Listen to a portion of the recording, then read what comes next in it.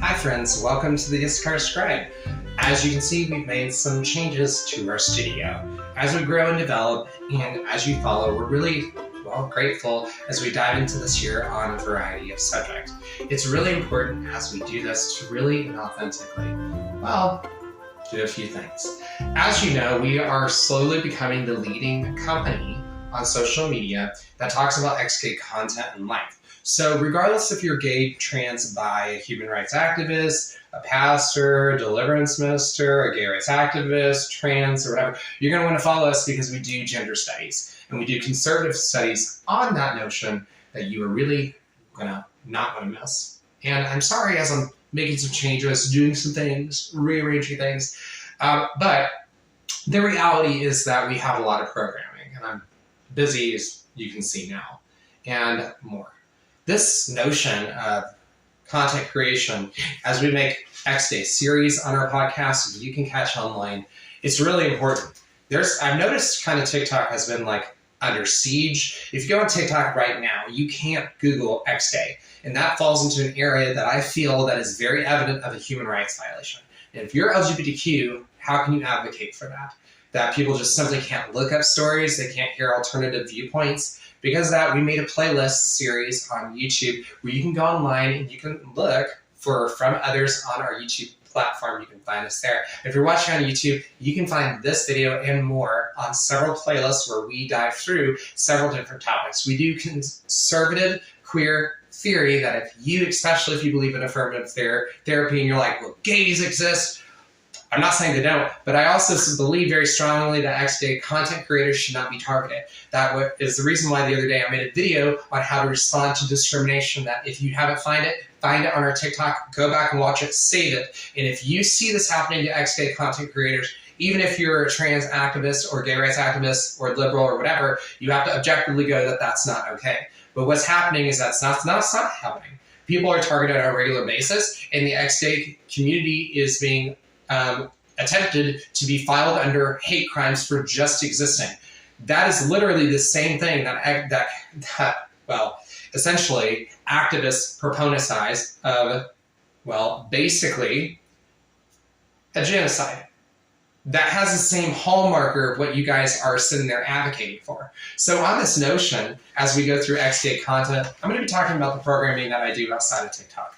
Now, if you don't know already, we have a Twitter and we have Truth Social, we have a Facebook group, and we produce as a media company several different things. We have different companies, we're filing LLCs and more. But you can find the full list of our programming on Patreon. But more so, you can go and you can look for yourself and see that there's a couple different issues. But if you like our content, consider subscribing. As we go into this year, it's really, really important to be balanced, but also,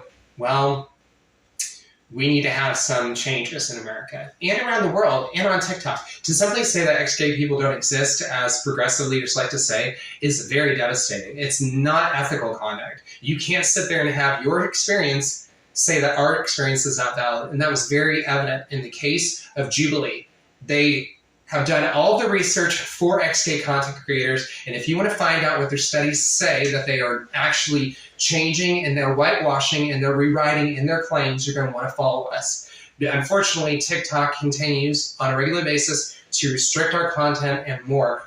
Every couple of weeks when we address an issue, we're having to appeal it, and successfully our videos are being appealed. But why is it that the algorithm targets us? Why is it that other ex-gay groups can't have Facebook groups and more that really promote these things? And Facebook and other algorithms, especially in the issue when white people address racism towards them, they are being targeted, as we have documented on our Twitter feed.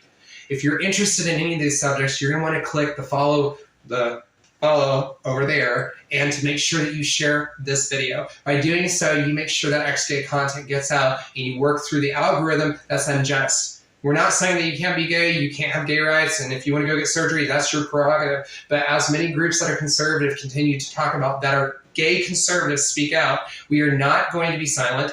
Ex-gay individuals are a vital part of the community, and they do exist beyond just religious They have several reasons. We talk about what those reasons are because nobody is allowing us to have platforms and ministries. And it's never been more important to and vital to the psychiatric institutions to have a balanced approach to gender ideology and not force transitional sexuality on children. So because of that, there are many trans individuals that are fighting for this online. Sarah Hudgens, Blair White, and many more are leading this effort, or like Lives of TikTok, where you might follow here on TikTok. And if you do, consider supporting the work that they do and more. And they have a Twitter feed, but this idea of grooming and much more, as we have talked about, is ongoing. It's happening to ex-gay individuals. People that are asexual and bisexual are targeted by this liberal movement.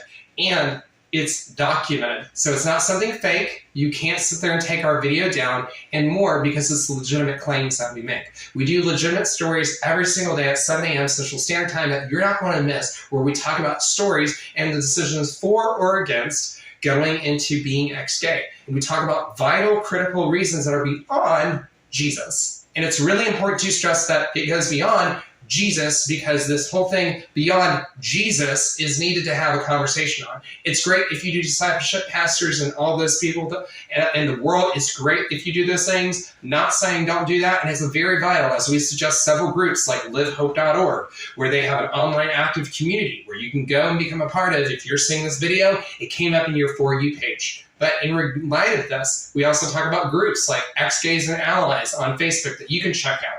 And we're breaking the stereotype as we're doing independent reporting and as we're developing a new field of study. It is a new field of study that will be evaluating hitting the markets. We will advocate going towards the Capitol to bring an amendment to the United States to protect ex-gay individuals, former LGBTQ, and detransitional individuals with human rights and responsibility of Americans to protect our minority group inside the United States. In the gay community, only 1 in 5 individuals stay gay the rest of their life. The other 80% are basically screwed over by the gay community, and we are fighting back. Liberals and progressives said that they wanted to fight, so we're bringing it. Like us, follow us, and support. Repost our videos to gain insights and the upcoming things. We'll be talking about other things, and we'll be making our normal content on Ex-Gay Reacts and posting I Don't Think So, Ex-Gay Reacts, Charismatic Chaos, and so much more on our YouTube channel after we make our playlist. So you can check out all the TikToks that you love and adore, and you can support us on patreon.com/YissacharScribe.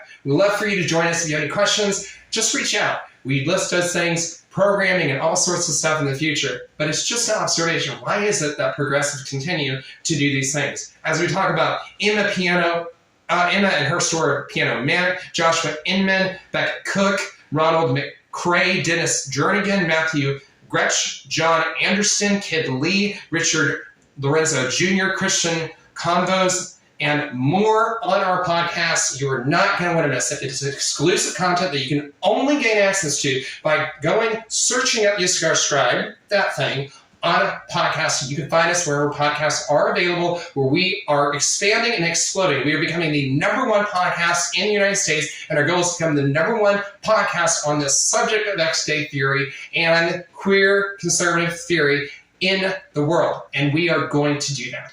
We have journalism, we have active studies that we're doing comparative analysis, and it's stuff that you're not going to want to miss. If you believe in human rights and you believe in affirming care, you're going to want to follow us, because we are pushing back, and there should be affirmative care towards ex-gay, detransitionals, and the likes, and there isn't. So it presents a bias that we are doing coverage on, and you're not going to want to miss. As always, my name is Shannon, a previous ex-gay activist, and I talk about my struggles and where I'm at and issues like those things.